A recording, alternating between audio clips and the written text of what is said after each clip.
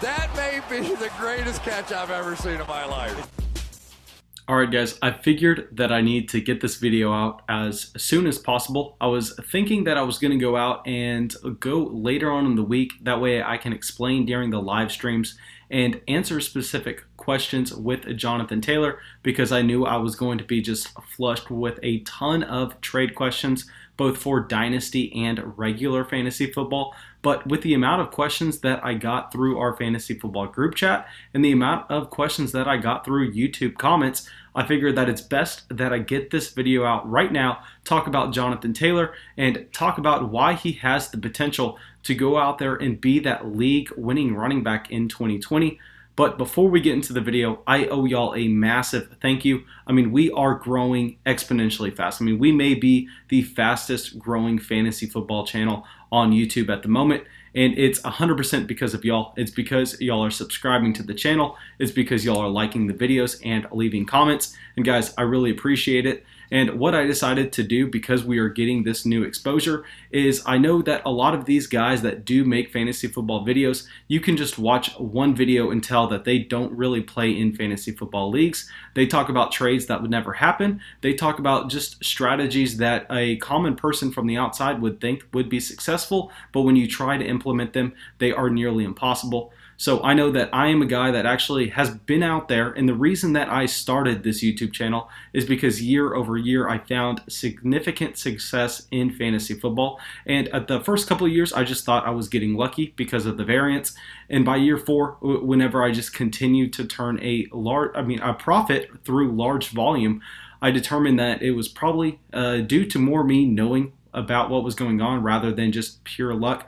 So for this 2020 season, I'm actually going to keep track of my record across all of my leagues that have a minimum of a $60 buy-in, just because I figured if I do some of my leagues that have a smaller buy-in with just random friends, obviously those are just casual fantasy football leagues, not with people who know what they're actually doing. So those are useless. But the leagues that actually people are going out there and putting up a significant amount of money for, I think that that is what I'm going to track and above. So we play in 15 leagues that cost at least $60. It's $60 to $150 a year based on the league dues. And I thought that that was going to be a good cutoff, because if y'all know, if you play in any of our Patreon leagues, those buy-ins are $60. So I have a ton of those, so figured we would go out there and make that the cutoff.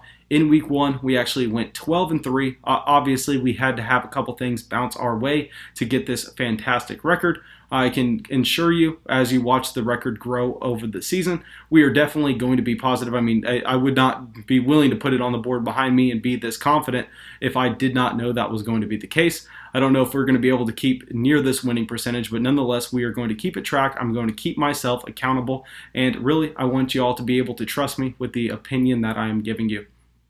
But that's enough rambling for now.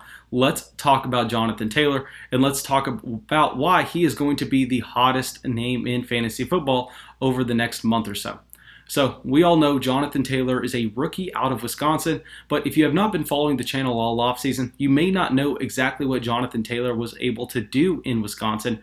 And I mean, this is the reason that he was able to get drafted in the 9th pick of the 2nd round. His freshman year at Wisconsin, his true freshman year, I want to clarify, I mean, he's 18 years old when he's doing this. He actually went out there and ran for almost 300 rushing attempts, had almost 2,100 total yards, and 13 rushing touchdowns.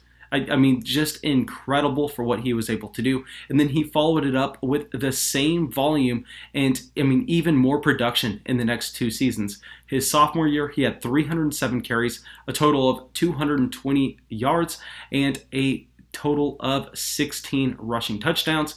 Now, his junior year, before he came out to the NFL, he had 320 carries, 2,255 total yards, 20 rushing touchdowns. But what was extremely useful in looking at his junior season was he was actually able to go out there and get 26 receptions, because we know that, yes, it's great if you can get a ton of production behind that Wisconsin offensive line. We've seen a ton of running backs do it in the past, such as Melvin Gordon, but what not all running backs do coming out of this Wisconsin system is demonstrate the ability to catch the ball, because that's not necessarily how they want to use their running backs.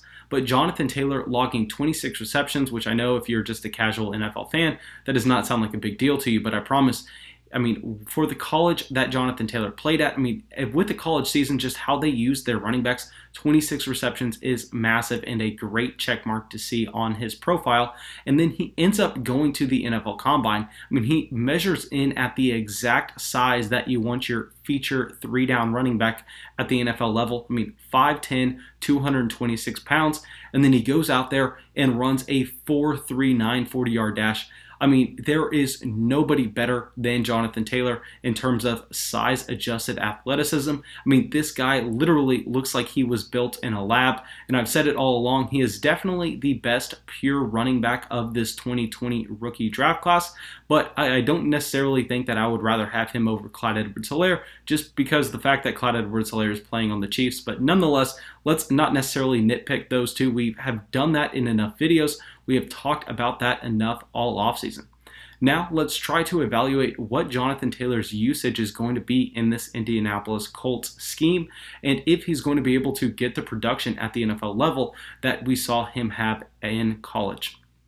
So I think something that is going to be important in week one is, something important that looking for his usage down the road is looking at how these running backs got used in week one. Obviously, Marlon Mack was the clear starter. We really did not get to see a lot of Jonathan Taylor until Marlon Mack left the game, but nonetheless, Marlon Mack is out for the year, and I just want to have a little side note. Yes, guys, I did tell y'all to go out there and start Marlon Mack in week one.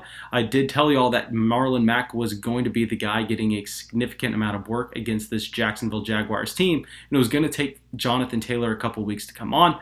And I know I got a comment, someone mad at me for telling y'all to start Marlon Mack. I mean, it's just water off my back, but nonetheless, I just want to say, if that's your thought process, if you think Marlon Mack was a bad play just because of the final points that he got you, and you can't understand the reason that he did not smash while he was on pace to really go out there and put up a fantastic week one, you're never going to be a winning fantasy football player. I mean, there's nothing else I can say about that. But regardless, let's talk about what happened after Marlon Mack went down, and that is Jonathan Taylor stepped into that exact Marlon Mack role. We see him ending up the game with 9 carries, 22 yards, but what was actually extremely impressive about his performance is while Nyheim Hines actually went out there and got 8 receptions, that would automatically make you assume that Jonathan Taylor was not necessarily getting targeted by Phillip Rivers. But instead, we see Jonathan Taylor get 6 receptions for 67 receiving yards in week one. So what this tells us is Phillip Rivers is going to bring that same exact playing style that he had in San Diego over here to Indianapolis. I mean, we kind of see this. It's kind of funny seeing Jonathan Taylor and Nyheim Hines get all these targets out of the backfield from Phillip Rivers. And Austin Eckler, is invisible out of the backfield in week one from Tyrod Taylor. And it makes you think, is Tyrod getting all those targets due to his talent? Or is it just due to the fact that over his entire career, just name the running back. It doesn't matter if it's Austin Eckler. It doesn't matter if it's Danny Woodhead. Phillip Rivers is going down there and checking the ball down to the running backs out of his backfield. So when we're trying to project Jonathan Taylor, we're trying to determine if he's going to be able to get that receiving work because we know he is going to go out there and get the carries.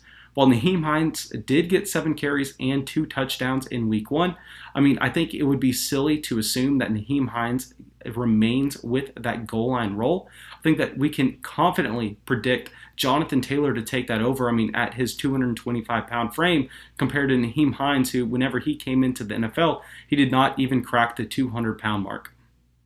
But now, let me actually get into some evaluations of Jonathan Taylor. I know that I'm going to get asked a ton of trades questions as we go through our live streams later on this week. I think I'm actually going to do a live stream tonight for y'all's waivers and trades questions. But I got a couple of these on YouTube, and I just want to address them right now in this video. That way, I can kind of give y'all a pinpoint process of what I am thinking.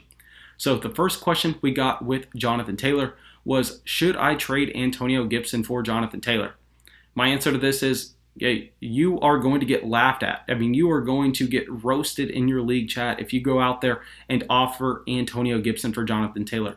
There is no way in hell that Jonathan Taylor owner would ever accept an evaluation like that.